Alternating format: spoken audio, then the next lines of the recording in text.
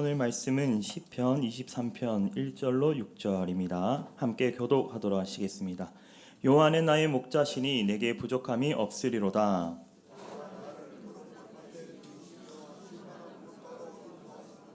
내 영혼을 소생시키시고 자기 이름을 위하여 의의 길로 인도하시는도다.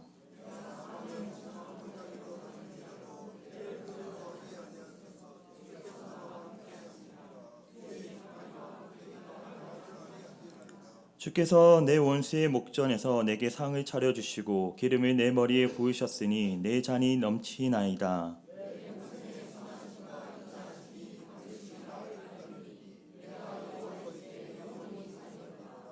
아멘. 어느덧 23년이 벌써 12월이 되고 제가 오늘 숫자를 세어를 보니까 한 18일 정도가 남았어요. 3주도 남지 않았습니다.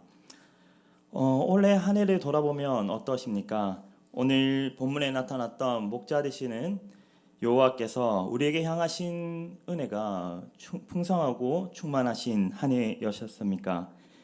아니면 그 말씀처럼 이렇게 정말 부족함이 없는 한 해였습니까? 또 아니면 연말이 되니까 이 한 해를 달려오다 보니까 힘든 일이 너무나도 많고 겪은 고난이 너무나도 많아 그리고 여러 곳에 섬기기만 해서 소비하다 하다 이제 방전이 되어서 더 이상 힘이 없으신 그 상태이십니까? 힘이 낼 기력이 없는데 예배의 자리는 나와야 하고 하나님께서 맡기신 사명을 또 감당해야 하고 그런데 힘은 없고 이렇게 마음이 불편한 상태로 계십니까? 아무리 끌어 힘을 모으려고 해도 그 여력이 남지 않아서 하나님 어떻게 하면 좋겠습니까? 하시며 계시는 분이 혹시 있으십니까? 한 해를 지나오면서 우리가 은혜가 충만한 상태이든 아니면 모두 소진해서 힘이 없는 상태이든 어쨌든 올 한 해를 어떻게 해야 될까요? 잘 마무리하고 그리고 내년 한 해를 또 힘차게 우리가 한 해를 헤쳐나가야 되지 않겠습니까? 그래서 그리스도인의 힘의 근원이 어디로부터 오는 것인가? 오늘 본문에서 살펴보고자 합니다. 오늘 1절에는 이렇게 되어 있죠. 여호와는 나의 목자시니 내게 부족함이 없으리로다 말씀하십니다.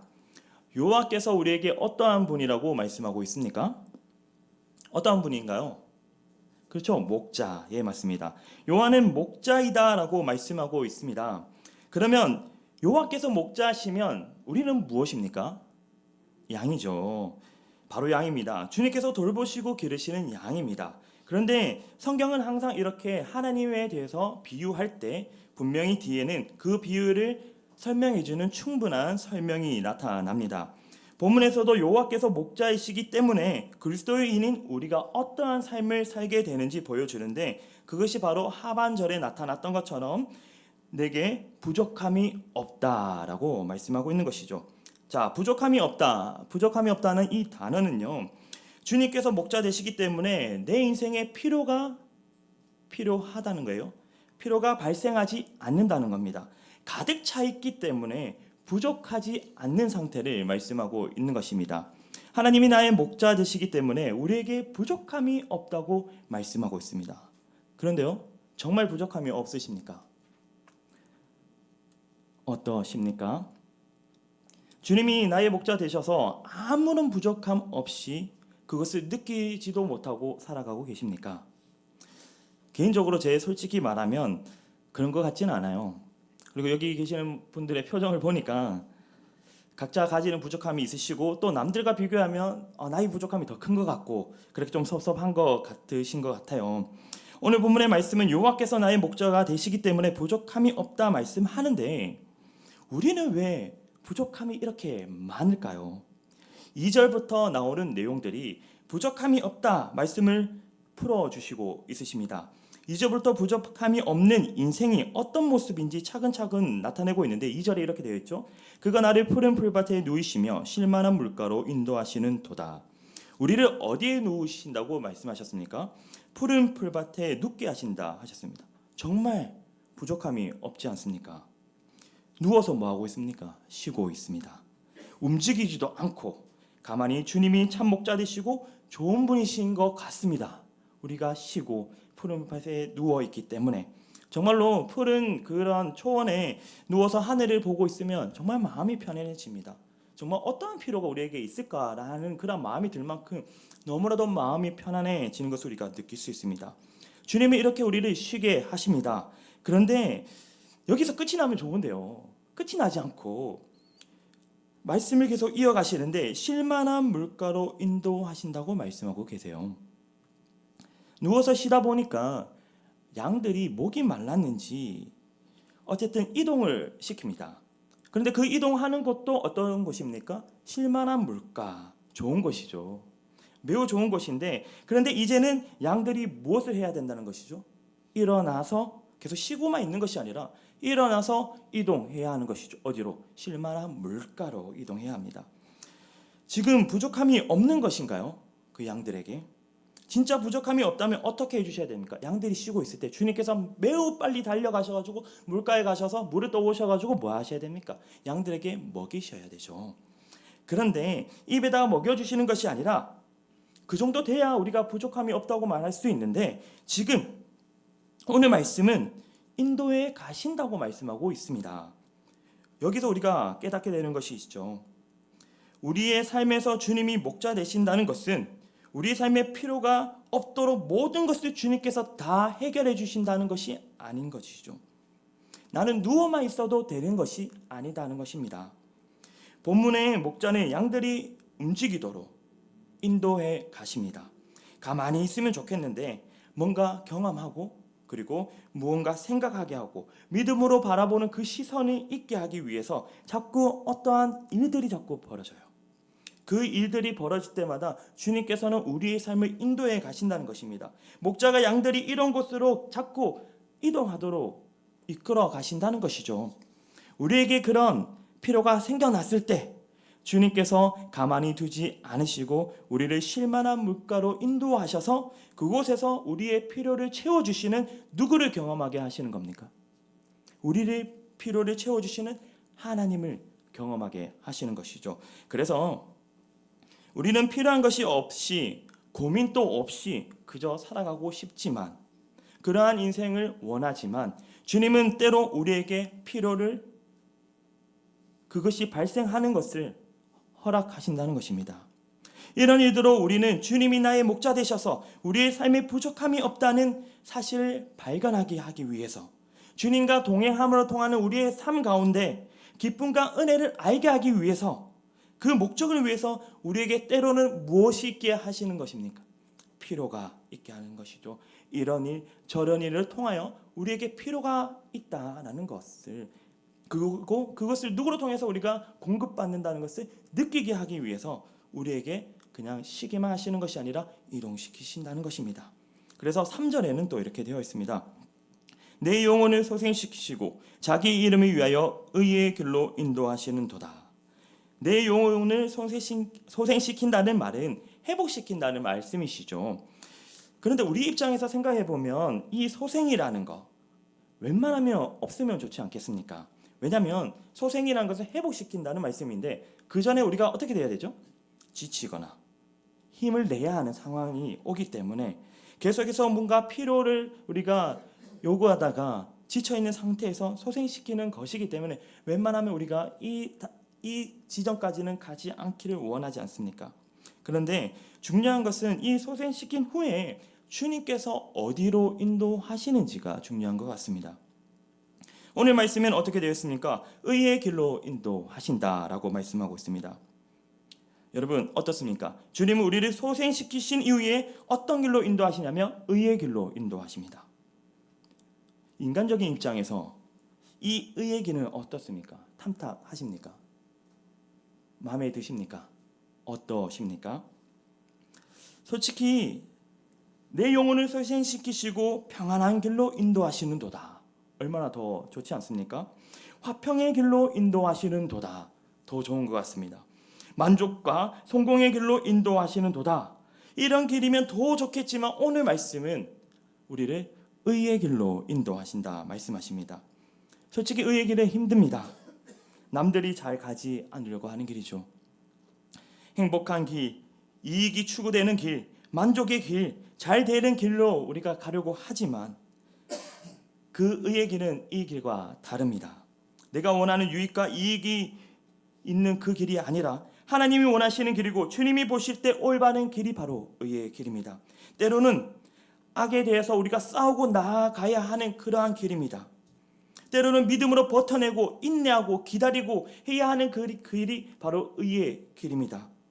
주님 나라의 그 가치를 지켜내기 위해 내가 가지고 나의 자존심도 내어놓을 수 있는, 나의 모든 것을 내어놓고 주님의 그 나라를 위해 살아갈 수 있는 그 길로 가는 것이 바로 의의 길입니다. 하나님의 말씀에 온전히 순종하는 길이 바로 의의 길인 것입니다. 그런데 주님은 너무하십니다. 의의 길만 해도 이렇게 어려운 길인데 하나님께서는 자기 이름을 위하여라고 하십니다. 우리의 양들을 위하여가 아니라 목자 대신 그분을 위하여, 그 주님의 이름을 위하여 가는 길이라 말씀하고 있습니다. 즉 주님께서는 우리를 푸른 풀밭에 누이시고 실만한 물가로 인도하시고, 그리고 우리의 영혼을 소생시킨 이유가 우리를 어디로 가게 하시기 위해서 그렇게 하셨다는 것입니까? 바로 주님의 나라를 위하여 살게 하시는 데까지 이끄시기 위해 그렇게 하셨다는 것이죠. 처음 우리가 여호와는 나의 목자시니 내게 부족함이 없으리로다, 이 말씀을 읽었을 때 얼마나 마음에 감동되고 좋지 않았습니까? 1절에 우리가 처음 그 본문을 읽었을 때 너무나도 기쁨이 넘치지 않았습니까? 우리의 목자 되셔서 우리가 어떻게 부족함이 없기 때문에. 그런데 한 3절까지 오니까 우리의 인간적인 기대가 어떻게 됩니까? 점점점 뒤집어 놓으시고 있습니다. 우리가 그냥 생각하는 대로 목자 되신 주님은 양들이 마음대로 다니도록 두시는 것이 아닙니다. 우리에게 힘도 주시고 필요도 주시지만 목자가 되어 주시는 이유는 우리로 어떻게 살기를 원하십니까? 그러한 시기만 하고 우리의 욕구를 채워가는 가짜 삶이 아니라 정말 진짜 삶을 살아가기 위해서, 살아가기를 원하기 때문에 우리를 인도하시는 것입니다. 진짜 삶이란 무엇입니까? 하나님을 위해서 살아가는 것이 진짜 삶입니다. 주님의 의의 길로 위하여 살아가는 것이 우리가 이 땅에 잠깐 살아가지만 이 땅에 존재하는 이유고, 오늘 말씀이 분명히 말씀하고 있는 것입니다. 우리가 하게 되는 고민, 주님 왜 나를 이 길로 인도하십니까? 라는 의문이 생길 때 우리는 먼저 기억해야 할 것이 있습니다. 주님은 우리에게 선한 목자 되시고 바른 길, 선한 길, 주님을 위한 그 영혼의 가치가 있는 길로 인도하고 계신다는 그 사실을 잊지 말아야 한다는 것이죠. 그래서 4절에 이렇게 되어 있습니다. 내가 사망의 음침한 골짜기로 다닐지라도 해를 두려워하지 않을 것은 주께서 나와 함께 하심이라. 주의 지팡이와 막대기가 나를 안위하시나이다. 말씀이 갈수록 깊어집니다. 개인적으로 4절은 솔직히 읽기도 조금 힘들어요. 저에게 이러한 일이 안 생겼으면 좋겠다는 그 마음이 있기 때문에 그렇습니다. 골짜기인데 무슨 골짜기라고 말씀하고 있습니까? 사망의 음침한 골짜기라고 말씀하고 있습니다. 이쯤 되면 지금 주님을 따라왔던 양들이 무슨 생각을 할까요? 요즘에 젊은이들의 생각을 빌려오면, 말을 빌려오면 낚였다 이렇게 생각하지 않겠습니까? 분명히 선한 목자가 되셔서 우리를 푸른 풀장에 그리고 실만한 물가로 인도하실 줄만 알았는데 의의 길을 걷게 하시고 그리고 사망의 음침한 골짜기까지 가게 하셨습니까? 낚였다 생각하지 않겠습니까? 푸른 풀밭에 누이시고 실만한 물가로 인도하시고 내 영혼을 소생시키기까지는 너무나도 좋았습니다. 우리에게 이롭기 때문에.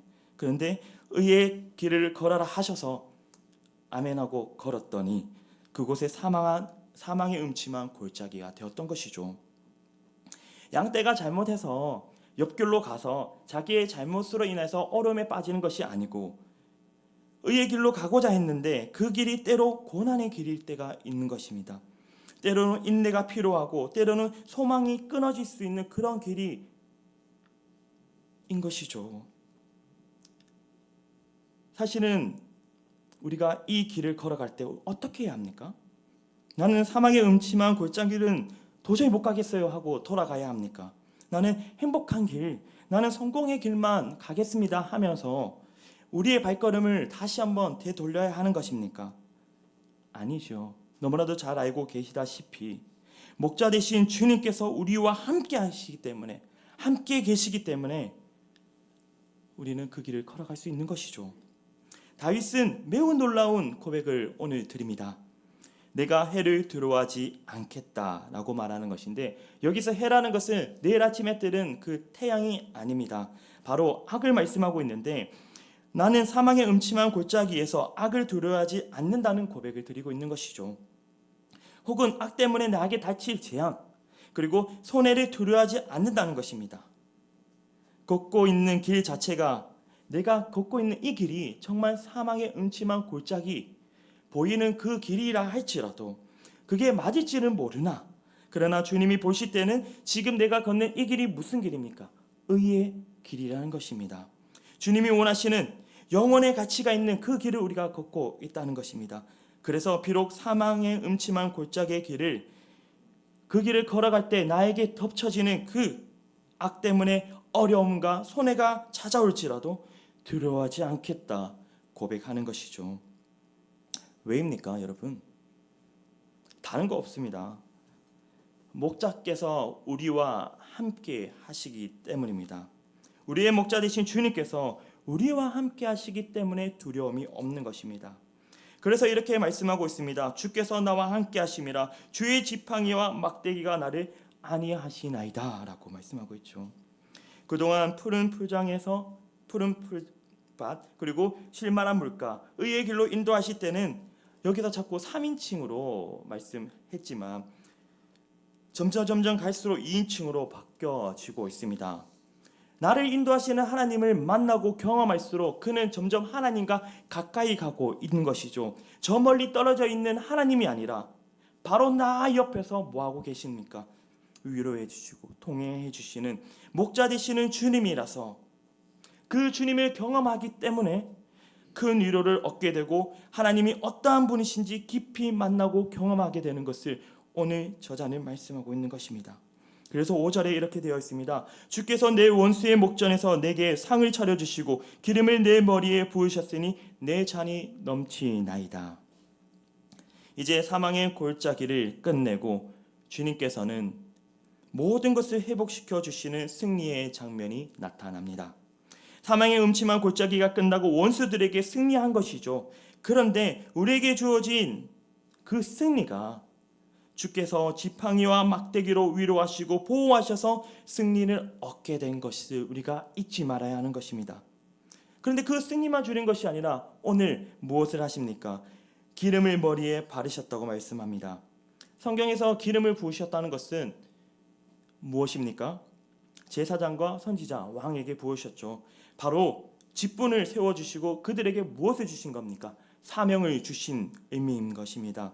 하나님께서는 다윗에게 기름을 부으셔서 왕이 되게 하셨고 그에게 사명을 주셨습니다. 하나님은 우리를 사망의 음침한 골짜기로 다니게 하시는 이유가, 사망의 음침한 골짜기가 목적지가 아니었습니다. 그러면 어디가 목적지일까요? 하나님은 1절부터 4절을 넘어서 5절과 6절까지 도달하기를 원하시는 것입니다. 주님께서는 우리에게 축제의 은혜의 잔치를 베풀어 주실 뿐만 아니라 기름을 부어 주셔서 하나님의 나라의 사명을 감당할 수 있는 직분도 주시고 역할을 우리에게 맡겨 주시는 것입니다. 그러니까 다윗이 내 잔이 넘치나이다 라고 고백하는 것입니다. 우리는 2절과 4절에 걸쳐 5절까지 나와야 합니다. 그 소망을 가지고 하나님의 나라의 사명자로 부르신 그 부르심에 합한 자로 살아가야 하는 것이죠. 그리고 마지막입니다. 내 평생의 선하심과 인자심이 반드시 나를 따르리니 내가 여호와의 집에 영원히 살리로다 라고 말씀하고 있습니다. 그런데 여기서 누가 따라다닌다고 말씀하고 있습니까? 누가 우리를 따라다닌다고 말씀하고 있죠? 선하심과 인자심이 따라다닌다고 말씀하고 있습니다.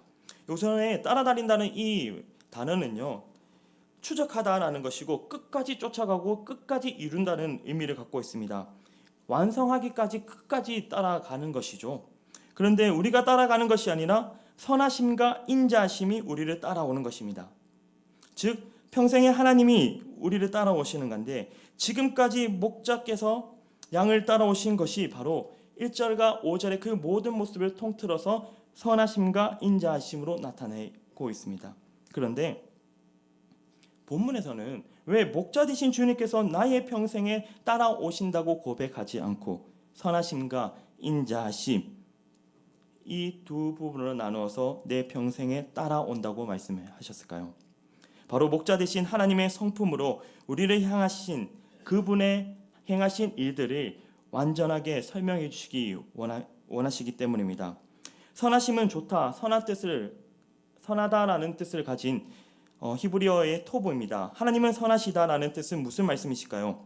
성경에서 하나님이 선하시다라는 의미가 나올 때는 주님을 완성하시다라는 의미도 함께 따라옵니다.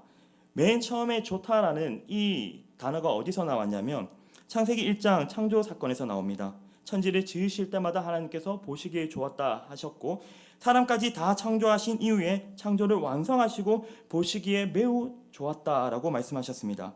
즉 하나님은 완성하시는 분이십니다. 주님이 보시기에 좋더라 하실 때까지 우리를 붙잡으시고 우리가 실패하더라도 계속해서 완성시키며 나아가시는 분이시죠. 인자하심은 하나님의 언약적인 성품을 나타냅니다. 하나님은 약속은 반드시 성취하시는 분이라는 것이죠. 매우 끈질긴 사랑을 나타냅니다.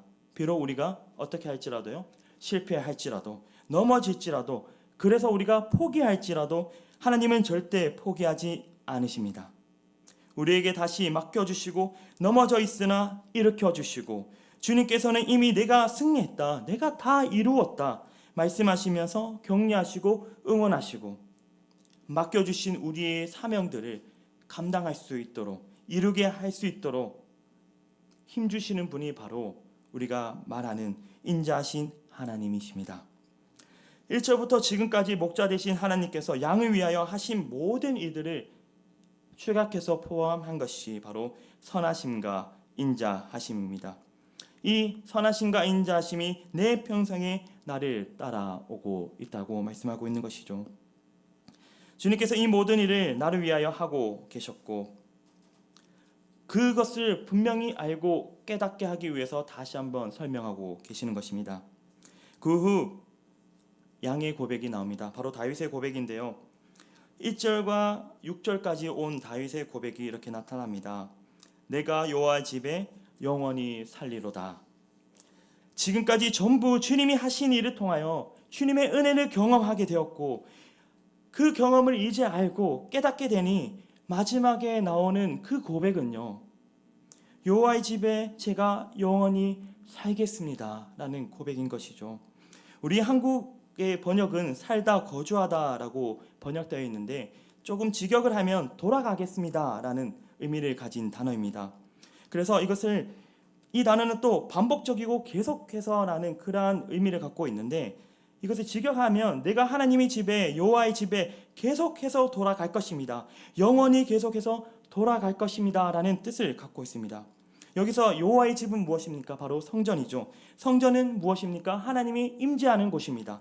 하나님이 계시는 곳이죠. 이제부터 무엇입니까? 하나님께로 내가 계속해서 나아가겠습니다 라고 고백하는 것이죠. 주님께로 돌아가겠다, 주님께로 나아가겠습니다 라고 고백하는 의미를 갖고 있습니다. 주님께서 나를 위하여 이 모든 일을 행하셨습니다. 그것을 경험했습니다. 푸른 초장부터 시작해서 실만한 물가, 선하심과 인자심이 내 평생에 따라오는 이 모든 것을 경험했을 때 알게 된 것이죠. 주님이 이렇게 나를 위하여 많은 일을 하신 것을, 주님께서 무엇 때문에 그렇게 하신 것을 우리가 깨닫게 된 것이죠. 그때 저도 주님 앞에 나아가겠습니다 라는 고백이 나타나는 것입니다. 오늘 또 주님 앞에 돌아가고 내일 또 주님 앞에 나아가겠습니다. 계속해서 주님 앞에 나아가겠습니다. 하나님께 받은 은혜가 나를 움직여 하나님께로 향하게 하는 것입니다. 여러분, 그리스도인이 살아가는 힘이 어디서부터 나옵니까? 우리가 도대체 어디서 힘을 얻을 수 있습니까? 푸른 초장입니까? 아니면 의의 길입니까? 사명의 음침한 골짜기에서 힘이 나오는 것입니까? 여러분, 모두 아닙니다. 목자 대신 하나님께서 선하시고 인자하셔서 나의 인생을 이끌고 계시고 반드시 이루신다는 것을 믿고 경험할 때, 그때 목자로부터 우리가 힘을 얻게 되는 것입니다. 우리는 그냥 목자와 함께 걷는 것으로 힘을 얻게 되는 것입니다. 목자의 손을 붙잡고 주님 옆에 계시는군요. 그것으로 우리가 힘을 얻게 되고 한 걸음 한 걸음 힘들지라도 내디딜 수 있는 것입니다. 바로 그 은혜가 나를 움직이게 하는 것이죠. 목자 되신 그 분의 음성이 우리를 걷게 하시고 힘 주시는 것입니다. 교회는, 성도는 목자 되신 주님의 사랑과 은혜를 기억하고 그 분의 은혜를 누릴 때 힘을 얻게 됩니다. 하나님이 맡기신 사명을 감당할 수 있게 되는 것입니다. 여러분, 한 해가 다 지나갔습니다. 지금까지 목자 되셔서 인도하시며 우리와 함께 해주셨던 주님께서 베푸신 은혜를 기억하시기 바랍니다. 앞으로도 계속해서 우리의 목자 되어주시고 우리의 인생에 간섭하여 주시고 우리의 모든 것을 이끌어 주시고 함께 해주실 그분을 의지하고 그분께 힘을 얻고 모든 상황, 어떤 상황 속에서도 그분만 의지하여 승리하시는 저와 여러분 되시기 바랍니다. 기도하겠습니다. 사랑과 은혜가 풍성하신 하나님, 오늘도 귀한 말씀을 주시며 감사합니다. 오늘 말씀을 기억하여 언제나 어디 어떤 곳에 있든지 목자 되시는 우리 주님으로 인하여 우리가 힘을 얻고 담대히 살아가 승리하는 삶을 통하여 주님께 영광 올려드리게 하여 주시옵소서. 모든 것 주님께 맡깁니다. 예수님 이름으로 기도합니다. 아멘.